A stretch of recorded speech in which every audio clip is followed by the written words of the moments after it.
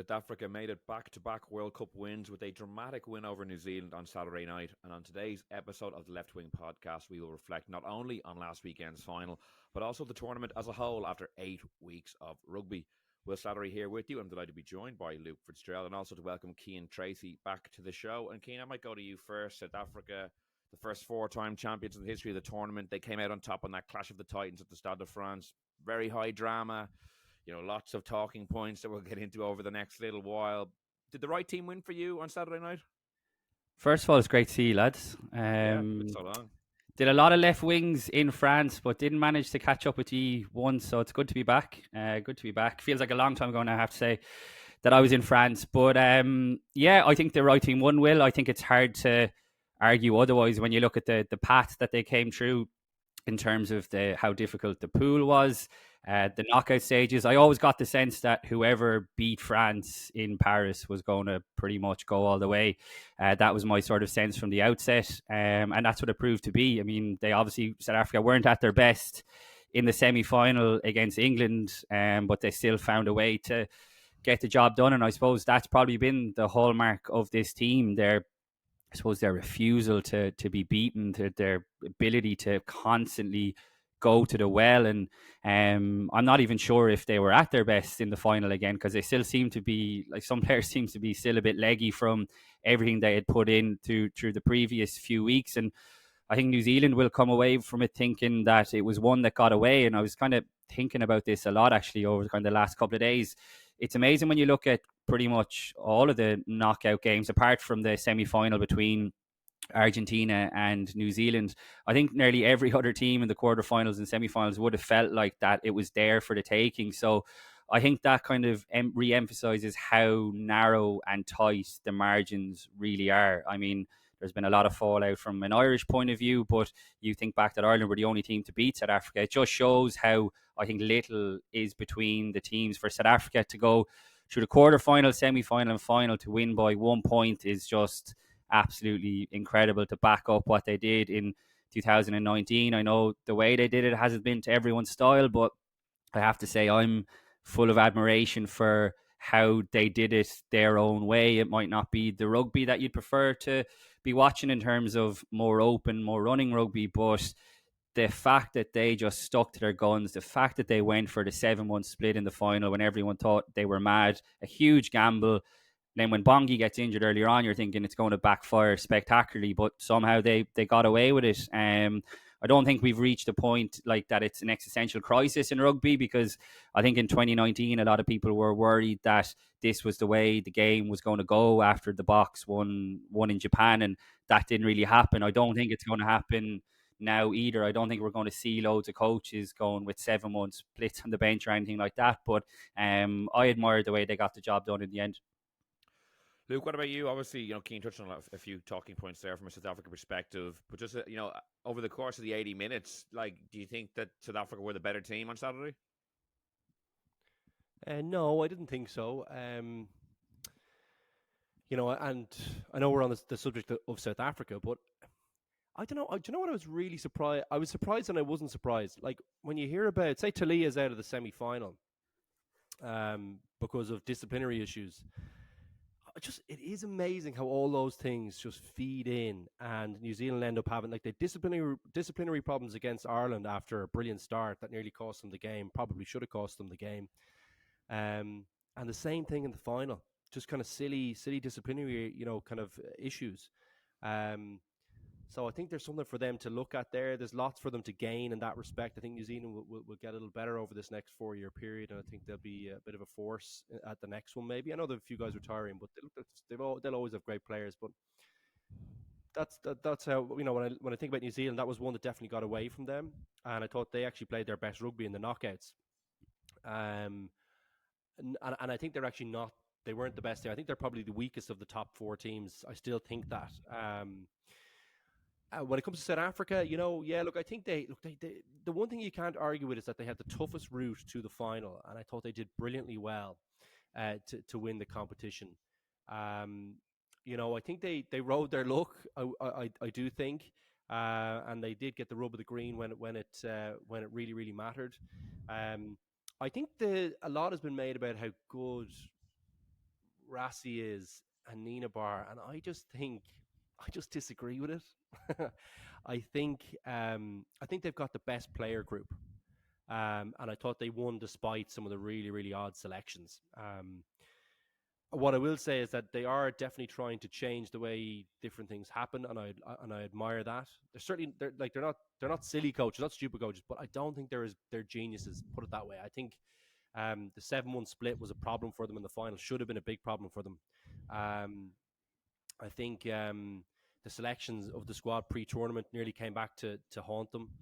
And I just think that they have what they are brilliant at definitely is their man management. And I think that was probably what got them over the line versus any different thinking about bench compositions, etc. I think they know how to coach the rugby team. They're brilliant at set piece.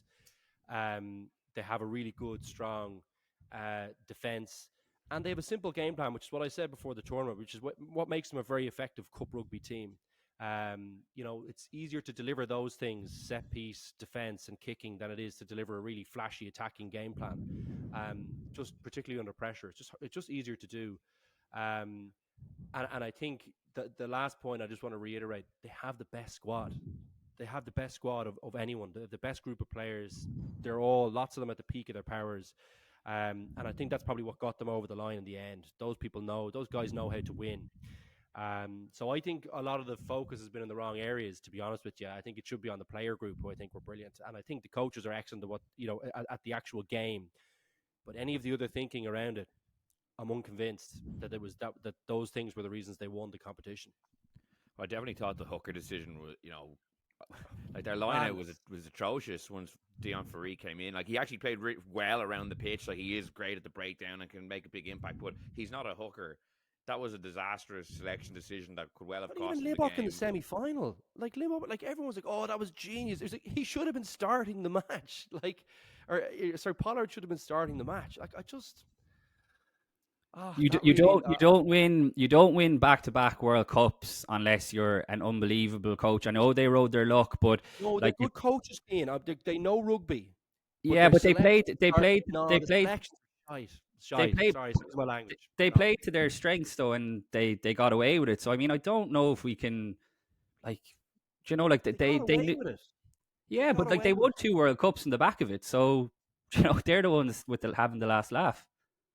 Yeah, well, I just think. They've got a brilliant player group and they're brilliant at coaching rugby, but they are not. Their squad selections, absolute madness. They won despite the squad selections. They were tinkering around way too much with it. And I'm not sure about the substitutions. I think they got away with it because they've got an unbelievable player group, and I do think that they are really good at coaching the game. Like, their scrum coach is clearly excellent. Their line out is excellent and well thought out. Their defensive line out's brilliant, and they've got a way of defending that is really, really hard to cope with. And they've got the best athletes out of any team. I personal opinion that I'm getting animated about it because I do think they nearly cost them the World Cup because of their selections. Well, I agree. I think they were playing catch up by their squad selection before the tournament. I just think, picking four nines, 2 hookers, and then some of their selection during the tournament. I actually would tend to agree with Luke. It's a pity Rod isn't here today. I think he's traveling back from France because we had a good debates about this in the lead up in terms of his opinion on the South African coaching decisions and what myself and Jonathan Bradley was on the show. Because, Cian, you could look at their knockout run. They won 3 games by a point. I would argue they were possibly second best in all 3 matches over the balance of an 80-minute performance. Obviously, they ended up winning the World Cup, so it doesn't matter what I'm saying really here. But at the same time, if you watch those 3 matches, I would argue they were second best in all 3. The France game, though, was a toss of a coin. I agree with you. I mean, they were maybe second best for large parts of it, but once again, like I said, their ability to go to the well, and that was one thing I was wondering going into the final, because I was surprised, I have to say, in terms of the semi-final, how much England put it up to them. But I think there was a few factors in that. It was a horrible wet night. I think that was a bit of a leveler, and also you could see, I was at the quarter final, the South Africa France one. You could see how much it took out of him getting in that England game, particularly at the latter stages. I mean, like a guy like Etzebeth came off early, didn't he? Again, like looked out in his feet, and you were kind of wondering, could they go to the well again? And that was my big like kind of concern from a South African point of view going into it. And then you look at New Zealand, who coasted through a non-event of a semi-final. A lot of people were saying that, that would stand to them when it got to the final. And to be honest, I know they obviously will get into it. The red card was a huge game changer, but I was a bit disappointed by New Zealand in terms of the lack of shots maybe that they fired. I know they were pretty unlucky a couple of times in the first half just before Sam Cane got sent off.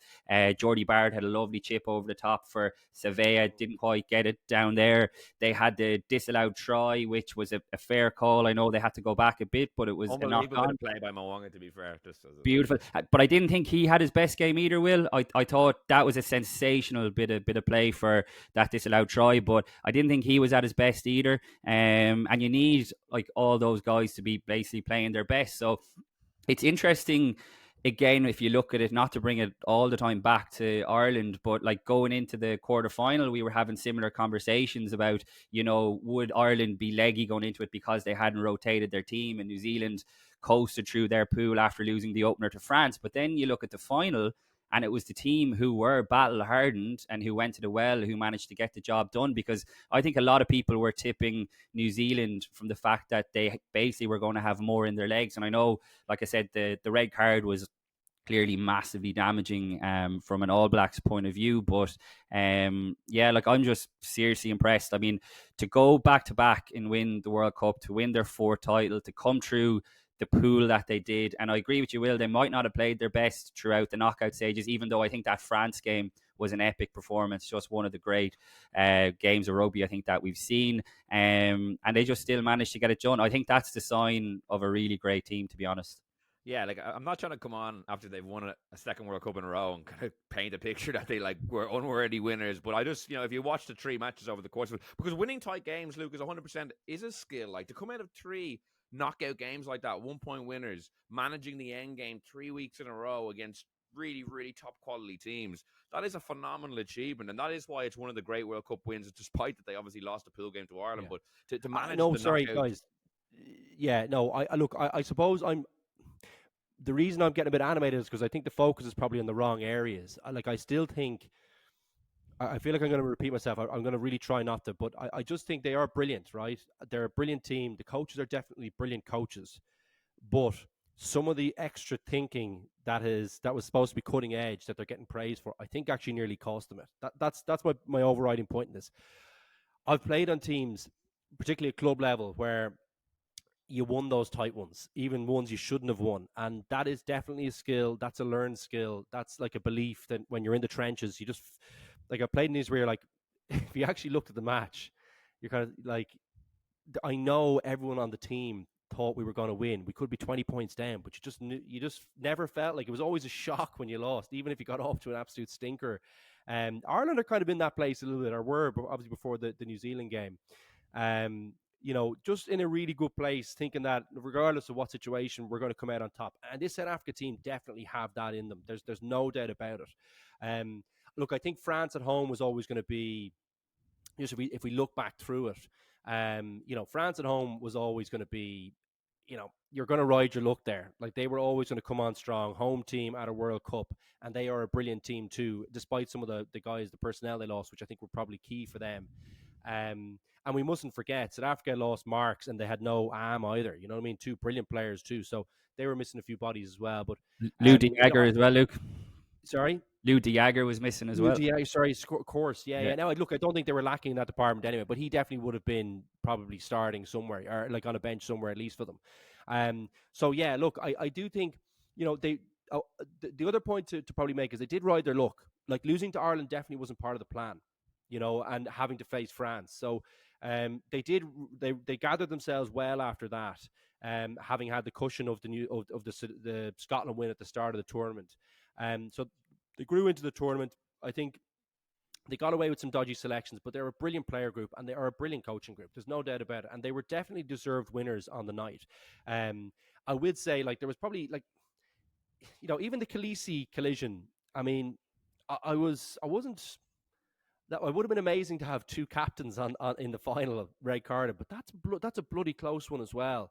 To being a red card, so there was lots of instances that could have changed that game around, and I didn't think they played great rugby themselves. I thought New Zealand got off to a stinking start, looked very, very shaky, kind of almost like their first 4 or 5 minutes against Ireland until Ireland obviously played worse actually, but they look shaky. They don't look like they had a lot of belief. They almost needed the other team to have a bit of a stinker for them to kind of go, oh, actually, we're not that bad a team. And that's, I think, what happened. I thought New Zealand actually grew into that game. They were forced nearly to play the game we know they can play, and they almost they almost did it, which was an amazing achievement against what is an unbelievable South African team. So it was a great final. It was. I don't want to take anything away from South Africa. I just want to make sure the focus is on the right things about South Africa. I think is probably my overarching feeling after having watched it, and definitely think that it's gone to a place. It went to the right place, the World Cup in the end. I think before the tournament, if everyone had said, okay, neutral ground, no home venue, who's your team do you think is going to win this competition? I think it's probably a toss up between Ireland and South Africa. I honestly do believe that. I know France are there, but I still think Ireland might have had an edge in them in a neutral venue. So yeah, I mean, it was great to see them. It's great for the country. They need a big lift there. It was a good spectacle too. I know the red card could have ruined it, but it didn't. It was still very tight in the end. And when you think about the run through, bar New Zealand and Argentina, all the quarterfinals were unbelievable matches. The only bad match we really got was the Argentina New Zealand game, and it was brilliant for the tournament and a great spectacle. So it was great viewing, I will say, and I was really pleased for them. Oh yeah, it's great to get a final that delivers, buckets of drama like that one did. Even though the scoreboard it was kind of, relatively low scoring by that standard, but it was gripping throughout. Cian, what did you make of the red card decision? Then, obviously, were you in agreement? It sounds like you were, that it was a red card. And how do you think Wayne Barnes / the bunker system did with the other key calls in the game? I have to say I agreed with every single one of the cards, Will. Go through the first one, Shannon Frizzell. When it happened initially, I was kind of thinking, oh, this does not look good. But on the replay, you could see that, like, certainly in my opinion, it didn't look like there was any intent to come down on Bongi's leg where it was. I just think he was genuinely unlucky. And I don't like defending Shannon Frizzell. I would say that. I thought a yellow card was fair. And I thought that was actually a great example of the bunker working well, because they clearly took their time in the bunker, and for me came to the right decision.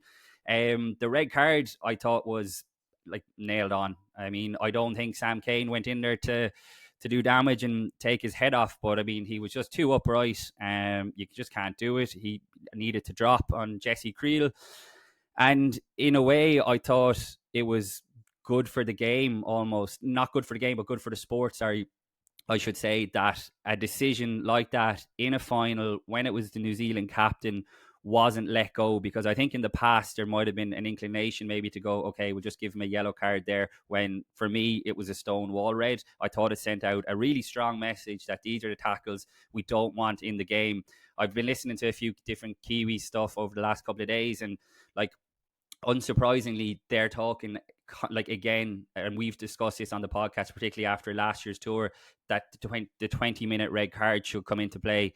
Like, I just think absolute nonsense. I did feel sorry for Sam Cane, I have to say, because I didn't think it was a malicious one, but they are the exact tackles that World Rugby is trying to get rid of out of the game. And I think fair play to the bunker person, whoever it was, between them and Wayne Barnes, they came to the right decision. And I thought Wayne Barnes, for all the criticism that he gets, I actually thought he had a really good game. There was 4 cards in them. Like I said, I actually agreed with them all.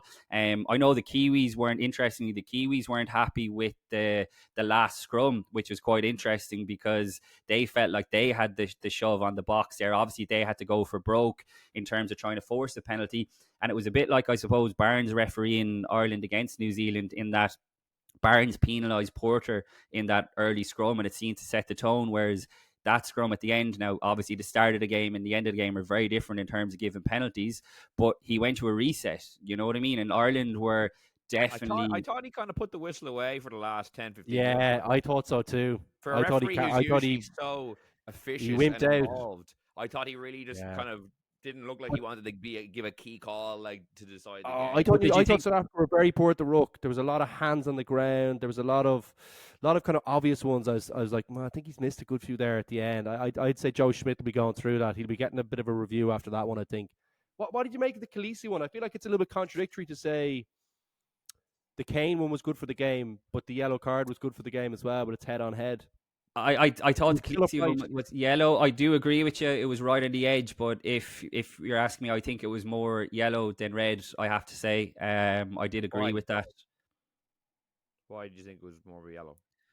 There was mitigation in it. I felt. I don't know. I just felt like that. There was a bit of a drop in height there, and I thought Sam Kane went into the tackle much more upright. Clearly, you both disagree. Do you think he should have been red? I thought he was leading with his head. Yeah. I just thought that. Yeah, I just thought he was leading with his head. I just didn't think there was.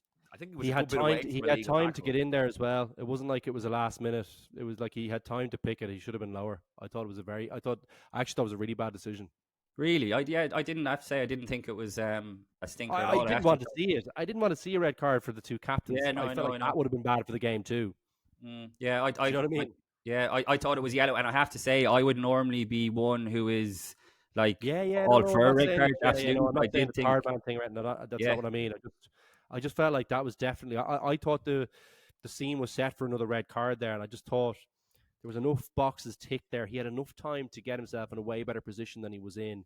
To have head on head there it's just not what we want to see. It's just not what we want to see. So I thought he was. I really thought they were going to give it red and that kind of that leveling up kind of human. Yeah, that's what I mean. The scene was set for it. Yeah. I completely agree. And I just thought there was enough boxes ticked that I was like, I know you could see the little bit of bend at the hip, but it wasn't enough for me. He actually had more time to get ready for that collision than Kane did for his.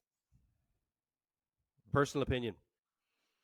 Yeah. No, maybe I genuinely think it's interesting that we see it differently, because like I said, I would normally be for like those kind of calls. I would normally be on the kind of red card side when it comes to player safety and that. But I don't know. I mean, I watched it back again yesterday, and it didn't. At the time, I thought it was yellow, and watching it back yesterday, I didn't really change my mind either. I thought it was a fair decision. The Colby decision as well. I mean, hard to argue with that in terms of the yellow cards later on. And I don't know, like even though there was 4 cards, there's never been as many cards in a final. Obviously, Sam Kane was the first player to be sent off in a World Cup final, and I know we're talking about it now, but I certainly didn't come away from it thinking that this was the type of game where the focus is going to be overly on the card decisions or the referee. I think, Luke, you're dead right. I agree with you. I think the All Blacks actually did unbelievably well to make it as much of a contest as what they did by playing with 14 men for so long. And look, the fact that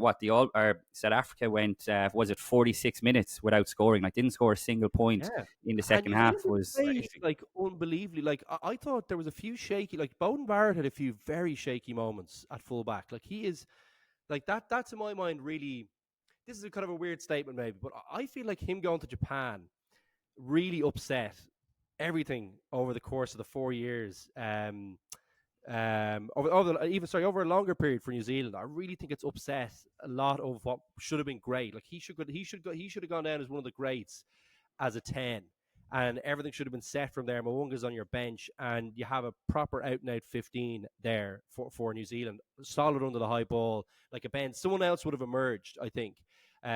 But they kind of had to find a place for a guy who's a 2-time World Player of the Year, that kind of way.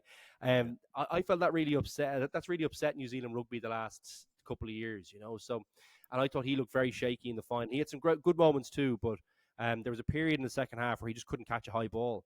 And I was amazed. South Africa just couldn't really capitalize on it, So I thought it was a bit of a combination of both. I thought South Africa maybe definitely looked like they'd come through a bit of a few tougher battles, looked a little bit more leggy, a little bit more unsure of themselves. They tightened up a little bit when they knew they should have won the game, and probably didn't go out to really land a killer blow on New Zealand. And I thought that gave New Zealand life, which is I think the only way to really to beat New Zealand well is to think is to go for the jugular when they're there, and they were there. Like you can't just eke out, you can't go, okay, we'll keep this at a 1-score game, and they won't have enough to get us. They always find a way, I think, and I thought they grew into the game because again, South Africa didn't go for that killer blow. They were happy to kind of just, you know, the man advantage will tell over the kind of 80 minutes. We'll break them down at scrum time with penalties, and it didn't really transpire that way, did it? It made a really great contest. Now, even at the very end, like there's 79 minutes on the clock, and I think it's Bodenbauer kicks the ball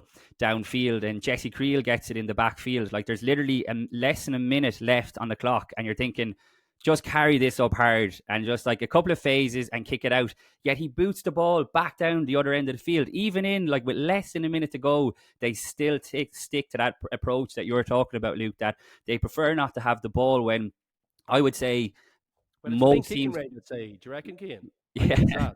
Absolutely, yeah. Like, I mean, most teams in the world just, carry that up a couple of phases. But I was just going to make a point about the Japanese point you make is interesting, Luke, because there was loads of players on both teams who've gone to Japan during the last World Cup cycle. And for some, maybe it has interrupted their momentum a little bit. But you look at someone like a guy like Quagga Smith, who we never get to see because he's playing in Japan, basically. And obviously, I know the league is developing and all that, but clearly, like, players are going there for a big payday as opposed to playing top-level elite rugby. But that guy has come back from Japanese rugby and has been, like, reinvented. I thought he was outstanding throughout South Africa's push. Like, he was unbelievable off the bench again.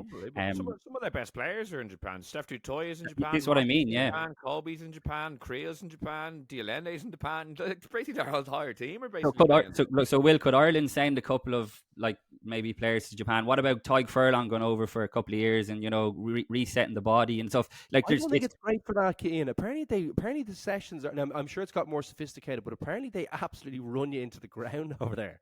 It's like the start of professional rugby here, where they were like, okay, it's our job. We actually have to do this 9 to 5. Apparently there's a bit of that going on where you're like you're some guys actually came back in terrible shape from it, because they've just been run to death or whatever. So yeah, it's an interesting one. I think that sabbatical, it's funny. I haven't really heard it talked about, maybe because he's been back in New Zealand for a while, but like he goes away and he's the 2-time World Player of the Year, and you're kind of going like, okay, you're taking a sabbatical, but he never came back into like a settled franchise in New Zealand and never seemed to be able to get that 10 berth like really locked down, and really suffered from having a bad day on the tee in Japan, I think, wasn't it? They were like, I think they made the decision then that they couldn't have him as their 10. Yeah, and like I suppose, like, I mean, if you're to put yourself into his shoes, obviously the money isn't great in New Zealand. It's hard to kind of deny a fella going off to Japan for a couple of years, but I totally agree with you, Luke. I mean, this guy was looking like being kind of the next Dan Carter, and I did think he played, like, he didn't have a bad World Cup by any means, but certainly, he would have been a guy from a few years ago you would have thinking like this World Cup would have been kind of made for him to take it by the scruff, and probably didn't, whether that's because 15 isn't his best position. Like, lots of the Kiwis like would tell you that 15 isn't his best position at all. So except against Ireland, he was outstanding at 15 in that game, and a few of the lads played their absolute best rugby in that quarter final, to be fair, and maybe struggled to hit the heights in some of the other matches. And the fact that they, like, the way that he went to 15 meant Geordie went to 12, and I thought Geordie was exceptional. Like, I mean, arguably the best 12 in the tournament. I know Bundy Aki was brilliant Bundy, as well. I'd say might be best, is he? Bundy was great, but I thought Geordie was outstanding. I mean, throughout it, I know he missed. Boys, they didn't get much of a mention. The two centres for South Africa have been unbelievable. Like, their ball carrying and their defence, like, unbelievable. They're two kind of unsung kind of guys, I think throughout the competition. Like, they made it so solid defensively too, I think so good against Ireland as well. I know it's a good while ago now, but he was, his carrying that day in particular, I thought was immense. Yeah, he's a serious player. I think I totally agree with both of you. I think Jesse Creel was probably maybe even a little bit more unsung. And you mentioned Luke Luke there, and I know he hasn't been great in club rugby over the last couple of years, but you see when these Springboks come in, like they become like better players. I mean, Peter Steph Tutoy was like 2019 Peter Steph Tutoy in that final, just final. Well, like, unbelievable. The tackles. He must have had, I think, did I say 28 tackles? 28, yeah. But he must have had, like, I'm going to say 7 or 8 of those must have been impact hits. Like, at least. It wasn't even the volume, it was the sheer quality. I mean, he hit Geordie Barrett, I think he hit him 3 times. He absolutely smashed Richie Mwanga. Like, can you imagine, like, 6'8", whatever he is, 115 kilos hitting you. It was on one of the Barrett brothers, and I was like, oh God. Like, he got up, he took it unbelievably well. You could see he kind of the Barrett boys are hard as nails as Mm. well. Like super fit, they're kind of rangy guys. But like one of those hits, I was like, okay, you can see that hurt him. He just doesn't want to show. He just doesn't want to show the toy that he's absolutely got him an absolute zinger there. You know what I mean? But God, he was just delivering, and you know what? It was clever as well. I watched him. He was kind of like they have a lot of very smart rugby players on their team, I think, don't they? If you look at South Africa, like, yes, they've got the brawn, and everyone talks about that, but even their line out defense, like everyone seemed to have to rethink how they were going about their line out. Like New Zealand took forever at every single line out to get the ball in. It was obviously a plan to try and like disrupt South Africa's rhythm, defensive line out rhythm or something, because they took forever to get the ball in. I don't know if that struck you guys during the match, but they were obviously trying to figure out a way of stopping South Africa there. Like they have. It's what I say about the coaches. I do think for all the other crazy stuff they did, the way they prepare the team to play the match is like brilliant. Obviously, they seem to have really been on cutting edge in terms of their scrum clearly, but obviously their line out too was a menace for every single team they faced. The breakdown as well, like, was military precision. I was watching it back again. If you watch them, they only put one player into the breakdown. It's going to be very interesting for Leinster fans to watch, I think, because this is how Nienaber designs his defensive system. So if it's double tackle, you'll have one player flooding into the breakdown, and the idea is to keep as many defenders on your feet as possible. And that's why they're so bloody tough to break down as a defensive unit. I'm fascinated to see The line speed as well, Cian. Like they kind of, no matter what, even if they kind of down numbers, they're coming forward. Like you know what I mean. Jameson Gibson Park is going to become do it with a smaller team. Like that's the other thing. Do you know? Like, any thoughts on that? Because Leinster are like South Africa, the biggest team in the world, probably, maybe bar some of the Islanders. Do you think that defensive system will work with when you're not the biggest team? When you're coming up against like La Rochelle's and these teams that are way bigger than you for Leinster? I definitely think that that's the way they're going to try and play, because that's what Munster were doing under Nienaber as well. This is clearly his DNA. I'm sure there'll be tweaks to adapt for exactly the reasons that you're saying, but like, I think the Boks would say a lot of their sort of defense is around a mindset as well. And I think that like this could possibly be the missing piece of the jigsaw that Leinster were missing, a guy to come in and basically totally fresh voice to kind of put tweaks here and there, a double World Cup winner. Like, it's going to be an unbelievably, like, I think, good move, positive move for Leinster. I don't think we're going to be seeing 7-1 splits against La Rochelle or anything like that, but like Leinster's defence over the last couple of years, I think we admit, like, could definitely do with a bit of improvement. You've been consistent on that, Luke, I know. For half time, Cian, that's such a great point you made there, because I got a lot of stick for always going on about the defence. But that's what gave La Rochelle the lifeline. Some really soft tries. You think of the Dante one just before half time. You know what I mean? Like, you've got to be like, we had to do obviously a little blurb each into that. Just a little roundup of the Rugby World Cup and a few things we thought for the Indo. And it was my first line, and it was that for all the chat, defense still wins championships. It's so much easier to deliver on it, because you just gotta. Obviously, there's different things like I touched on earlier on. The man management of the team is brilliant. Like, they were able to drag guys off like superstars in the game on 45 minutes, 50 minutes. No one seemed to have an ego that they were bigger than the team, and they all seem to, as you say, understand what they're playing for. And they seem to just they empty everything into the jersey. Like, it's, in fairness to them, if Nienaber can get that going for Leinster and sort out the defense, I think they might get over that hump of the last couple of years. How realistic do you think it is for him to have a major impact this campaign, in the sense that, like, obviously the World Cup has only just finished. Presumably he'll be given a couple of weeks or a week or 2 weeks to celebrate, to recharge the batteries, and then, like, say Leinster, for instance, play La Rochelle December 9th, which by the time Nienaber comes in, like, he'll only have had maybe a week or 2 weeks or 3 weeks. It's hard to know at the moment. Like, so is it realistic to expect? Will you not come straight in, Will? Would you not Will you not think, I'll get the break in? Because will you not get the break? A little bit of time off. Will you not get break in Six Nations?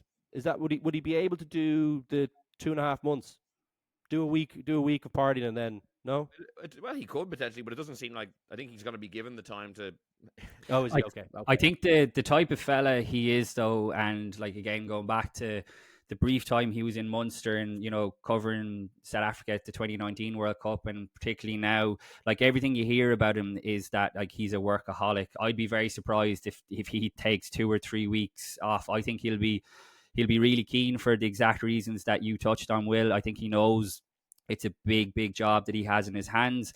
Like, everything you hear is that, he's been in touch with Leo Cullen, like, over the last few weeks, but, like, how much of that, like, is actually him saying this is what we should be doing at training, I'm really not sure. It's been a messy enough sort of preseason for Leinster when you think that Andrew Goodman, who's now taken over more responsibility in the attacking side of things from Stuart Lancaster, is only back in Leinster a few weeks because he was with Samoa at the World Cup. So I'd say there's been a lot of coaches. Leo's probably been a lot more hands-on, I'd imagine, in preseason. Sean O'Brien clearly on the defensive side of things. But it's messy enough, I think, for Leinster. But I think it will be worth the wait when Nienaber came in.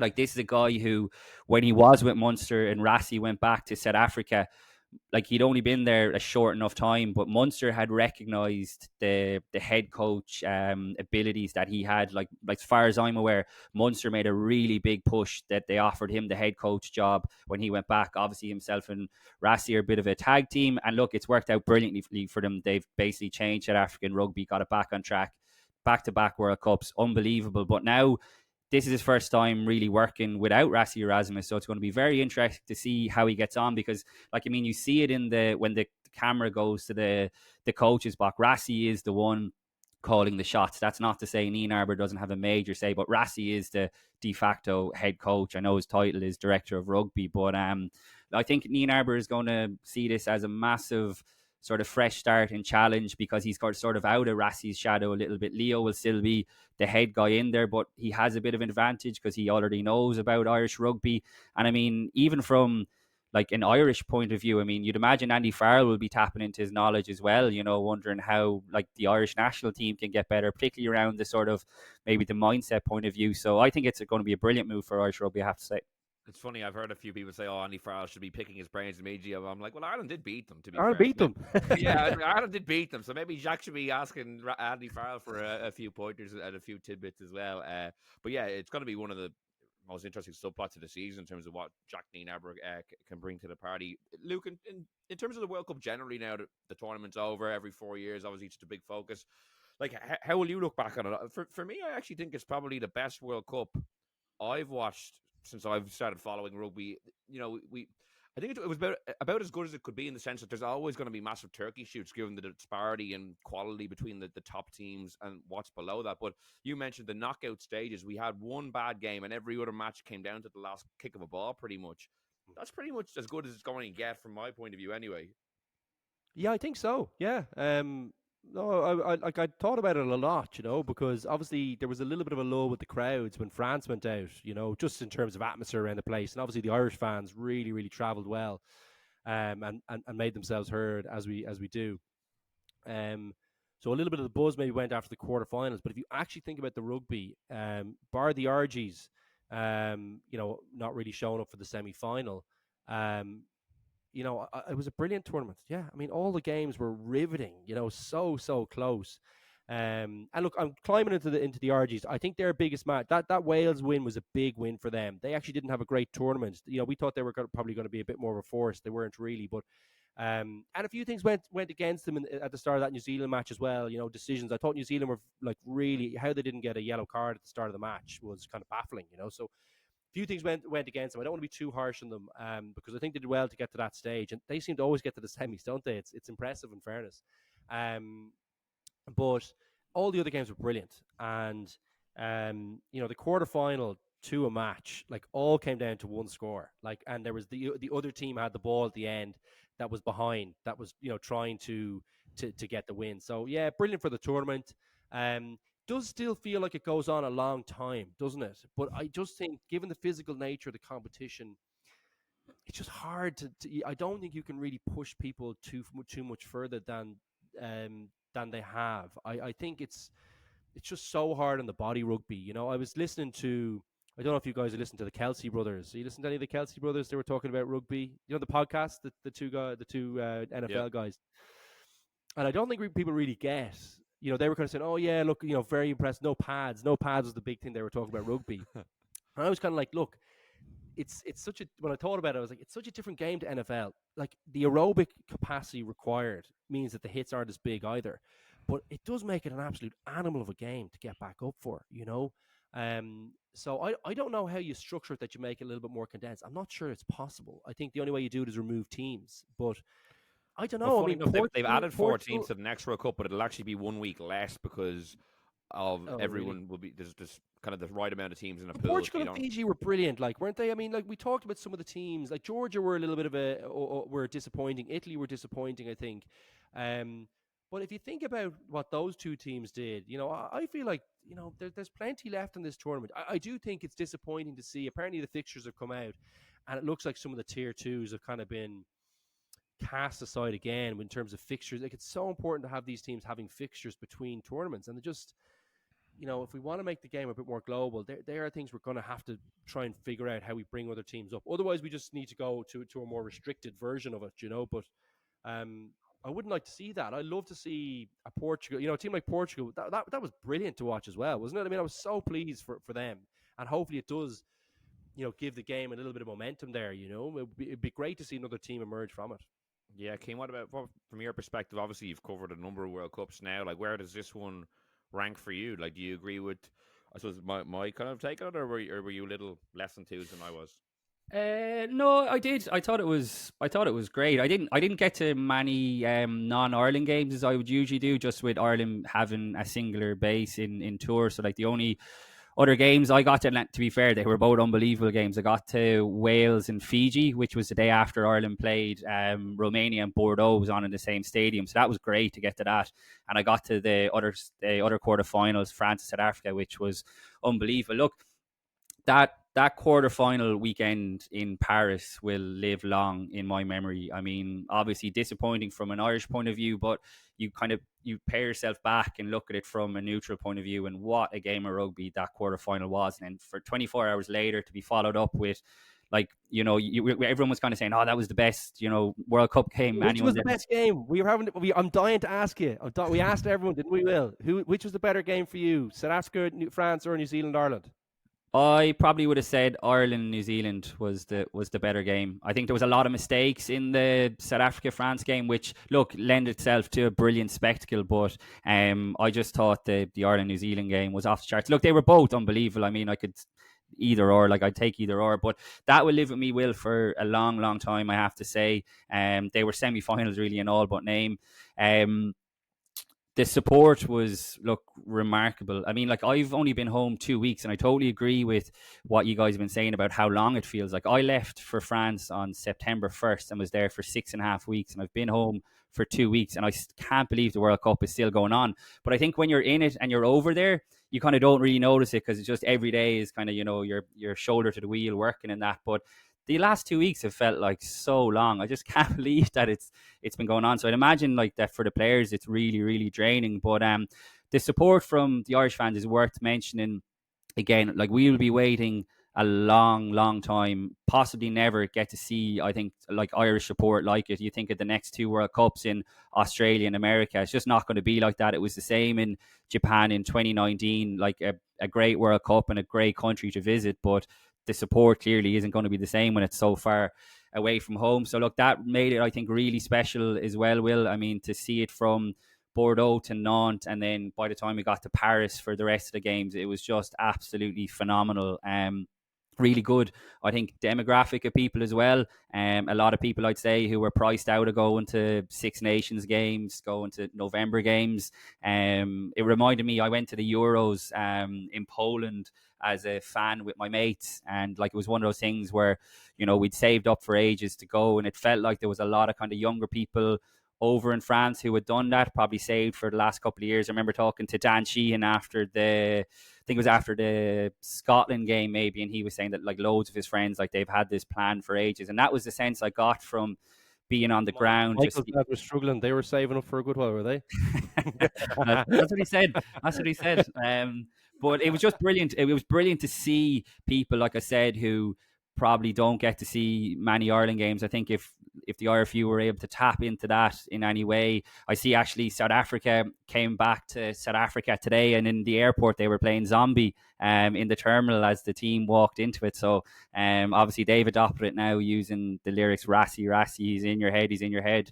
But for that reason alone, Will, I think as well, the support really added to it. I think you saw how devastated the Ireland players were in terms of like not being able to give them another couple of weekends, and that what really wasn't lip service. I think that actually made it even more tough, because think back to again Japan in 2019, there just weren't as many Irish people there. Even in New Zealand last summer, there weren't as many people there for obvious reasons. So that made it, I think, Is that our best special. chance ever, Cian? I think so, yeah. Like, absolutely, I think so. And I think even when you look at the injuries, how they fell, I mean, having Johnny Sexton fit in a quarter final, I mean, you would have snapped your hand off for that at the start of the tournament. So, yeah, look, I think Ryan Irish was rugby. a bit of an unlucky one, wasn't it? Ryan was a bit. I think that actually played it. That actually had an impact. I think that was. It did, but Henderson had been playing well and probably deserved a spot. But I agree that Ryan would have made an impact as well there. But look, I think Irish rugby is still in a good place. I think, you look at Munster winning the URC, like Leinster haven't won a trophy for 2 years, which is going to be massively driving them this year. Like we've just spoken about, they're getting Jacques Nienaber in. The 20s have won back-to-back Grand Slams. Not everyone is going to, graduate to the Irish team, but there's several exciting players. And you'd have to say dotted around the provinces as well. It's not all Leinster. There's a couple of really exciting players down in Munster, another couple in Ulster. So it's taken me a couple of weeks, I have to say, but I'm starting to feel alive again now and not so miserable after the World Cup.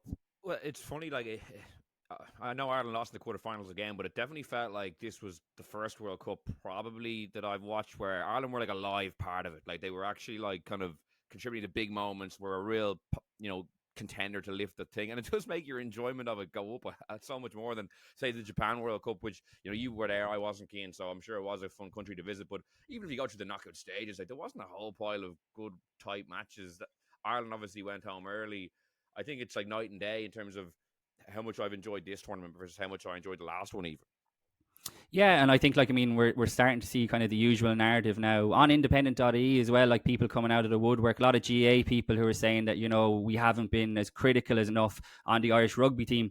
This is an Irish rugby team who won 17 games in a row, won a series in New Zealand, won a Grand Slam, were the only team to beat the world champions, and basically a Geordie Barrett arm away from getting into a semi-final. And I don't care what anyone says, if Ireland had gotten past New Zealand, that Argentina team were ripe for the picking. That wasn't going to be like it was in 2015. So I'm not sure what people expect. I mean, these are the fine margins that we're talking about. There's so little to choose between the top four teams in the world, and we saw that play out over the quarterfinal weekend. And it's not like that this team has been immune from criticism. I mean, there's loads of things that we can focus on, the line out in particular, and I think people were heavily critical of that. But I do agree with Luke. I think this was the opportunity, the squad of players, the form that they were in, the coaching staff. You're now trying to replace a generational talent like Johnny Sexton. That's going to be really difficult. There's plenty of exciting young tens. Jack Crowley, looks like he's going to get the start in the Six Nations, and it's exciting, but it's also disappointing to think that, there is a massive sense of what might have been in 2019. It wasn't like that at all. Ireland didn't show up in the quarterfinal, got absolutely hammered. And look, we all know what happened in 2019. The writing was on the wall, but even a few weeks on, 3 weeks on now, whatever it is still disappointing. And there's some players like Johnny Sexton who will probably have to live with that for the rest of his life, knowing Johnny Sexton and how competitive he is. There's lots of guys like Dan Sheehan, James Ryan, Caelan Dars. These guys will get another opportunity in 2027. But for the likes of Johnny Sexton, Keith Earls, I think this one will really rankle with them for a long, long time. It's funny talking about Johnny Sexton. I wonder if he wrote that retirement statement himself, because I did think saying we lost but we won, I was like, what are you talking about? Of Johnny Sexton of all people, the classy way of signing off. The driver of standards, the kind of the it's right obviously team not kind of figure in that squad. I just thought that was such a kind of a non-Johnny Sexton thing to say. It's like, I know what he meant. The fans were great. There was a great connection between the fans, but I just thought it struck the wrong note. And I could see you're saying, Cian, people giving out about the coverage. I could see why people would look from the outside and be like, God, the captain of the team is saying something like that. That's a real kind of I don't know. Like it's like, what does that mean? Like, the team were beaten in the quarterfinal. Yes, it was a close defeat, but they still lost. And to come out and say that is just it gives a lot of ammunition to people who don't want to see the team do well, or don't like the team, or don't like the coverage of the team. But do you care about any of them? I don't think anyone cares about any of those people. Like I Maybe not, think, but I also didn't agree with what he said either. I was just like, like the game was there to be but won. look, it's a sign off of a brilliant career. Like it's it like they didn't go out. They went out on their shield, that kind of way. And that is pretty important. They probably should have won the game. Got off to an awful start in it, But I think, it was one of the only ones out of all the quarterfinals where you're kind of going, okay, well, look, they actually struggled in a few areas, but New Zealand are a pretty good team too, so you might do that. But they still probably should have won that game, So it's not like they didn't perform to their potential. I think they didn't in some areas, but overall, it was still a pretty good performance, and we're pushing very, very hard at the end. And I think the crowd, they weren't wrong about how much they inspired the nation throughout the period, and that's a big part of sport. Like obviously the most important part is that you win. I get the point on that. But I think the statement, I thought it was quite a little succinct way of kind of signing off quite nicely. I think like he does acknowledge that they lost, and I think he's just saying, well, look, there's other things in sport too, and we won at those things, not the most important thing, which is why he says it first. I don't know. I think the order of that is quite important. Yeah, I'm more on. I'm more on Luke's side of thinking, I have to say, with this. I mean, because I was in France until basically Ireland got knocked out, I missed the whole buzz of back here and what it was like. I was kind of just, my mates were kind of telling me what it was like when they were going out watching the matches, pubs absolutely jointed. But when I did come back and was seeing people, particularly the first week I was back, the amount of what I would say people I know, like non-rugby people, who were asking me like, oh, so disappointing, wasn't it? And that was definitely a sense that I got. And like, whatever way you want to call it, inspiring the nation or whatever. But I definitely think because they were such a likable team, because Andy Farrell, I think, is very, very likable, I think that drew in a massive audience who wouldn't normally tune into Irish rugby. So I think that was... My wife woke up the next morning. She literally says, "Geez, I'm still gutted about last night." And I was like, you were literally asking me what a line out is during the game. You know what I mean? So like, it's, do you know what I mean? But Luke, there's a lot of agree. There's a lot of people like that, Luke. Like, I mean, genuinely, that have no real interest in rugby, but were absolutely gutted. And I think that's probably what Johnny Sexton was hitting on a little bit, because I'm sure he was getting lots of that as well. Like, I came back, went to the shop, like Tesco one of the days I was back, and was getting milk out of the fridge, and there was just like these good luck Ireland, like little stickers, all like not even advertising anything, but just like everywhere. So I'd say it was bananas back here for the big games. If they'd won that quarterfinal, if they'd won the quarterfinal, it would have been like Italian 90 stuff. Like if they got to the final, it would be like that. Seriously, like it's so good for the... I think people underestimate how good it is to see your team winning, and what it does for, like, say, future generations. Like there's people out, like there's kids. I can see kids are off this week, and I just saw loads, and they're playing tennis or whatever. But like if Ireland were playing in the final, I guarantee you, all the girls and the boys there would be out throwing a rugby ball. That kind of way. It's amazing what it does for you and what it does for the game in the future. Like really hard to quantify those things, but I would say, like, if you think about a lot of this team, like they would have seen Munster teams growing up winning Heineken Cups, Leinster teams winning Heineken Cups. All these guys, your Cians, your Tyke Burns, all these fellas, like it's amazing the impact all these things can have. So I just think it's kind of an oversimplification to say, well, we lost, and that's the only thing we're going to say about that. Like, to say there are other things to say when you're signing off, Will, Not that you're a simple bloke, I'm not saying that, but it's just, I think there are more things, and it's okay to acknowledge that, yeah, you lost the game, and obviously that's gut-wrenching. But, there are other things that we won at, and I think they will have gathered. This team has definitely got more people interested in rugby in Ireland, definitely, I think.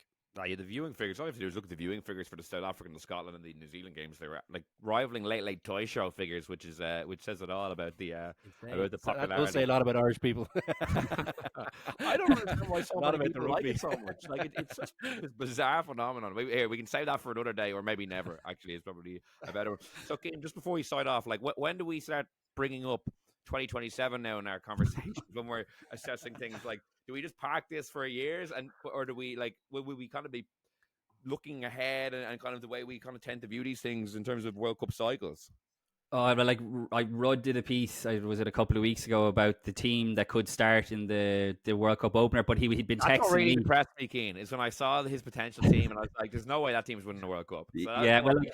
like, he was getting on to me to make sure that he hadn't forgotten anyone. So I won't mention any names, but yeah, there were one or two. Yeah, I think it's way too early. And like I think if you look at the last two World Cups, it shows that like it's just not a 4 year thing, whatever, like whatsoever. I think even you look at someone like Bundyaki, who was outstanding, like has just gotten a new central contract to bring him up to, is it in 2 years? But like he might not be at the World Cup in 4 years, but that's okay to get to contract him for the next 2 years because he can still be a massively important player. So look, I'm 2027 is so far out of my mind, and I think maybe. And look, I've been guilty of this, I have to say, over the years as well. But we probably have to get it out of our heads that it's not a 4 year thing whatsoever. I mean, it doesn't take 4 years to build yourself to a World Cup. The South Africa have shown that over the last couple of years in terms of what they've done. I mean, like South Africa's form in between the World Cup has not been good in this last cycle, for want of a better term. And obviously in 2019, Rassie and Jacques Nienaber came in really late. So maybe as Irish people, To be fair.